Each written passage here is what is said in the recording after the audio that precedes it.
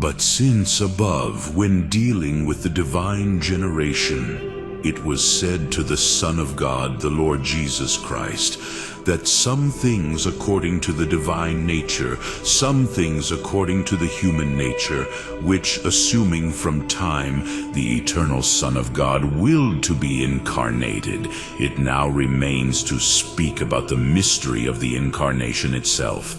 Indeed, among the works of God, this surpasses reason the most. For nothing more wonderful can be conceived of a divine act than that a true God, the Son of God, should become a true man. And because it is the most wonderful of all, it follows that all other miracles are ordered to the credit of this most wonderful, since that which is the greatest in each kind seems to be the cause of others. And we acknowledge this wonderful incarnation of God, delivering it by divine authority. For it is said that John 1:14, the Word became flesh and dwelt among us.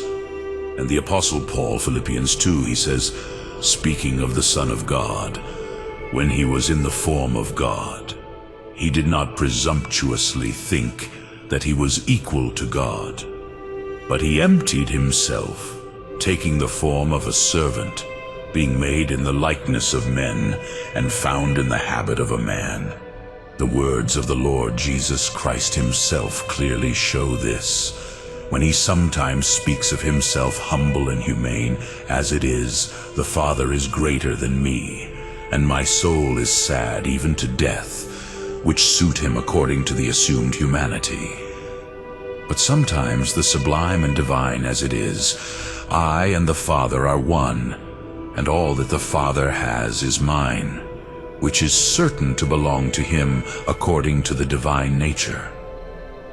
This is also shown by the deeds of the Lord himself, which are read about him. For he was afraid, he was sad, he was hungry, he died, belongs to human nature, that he healed the sick by his own power, that he raised the dead, and that he effectively commanded the elements of the world, that he cast out demons, that he forgave sins, that he rose from the dead when he willed, that he ascended into the heavens, show the divine power in him.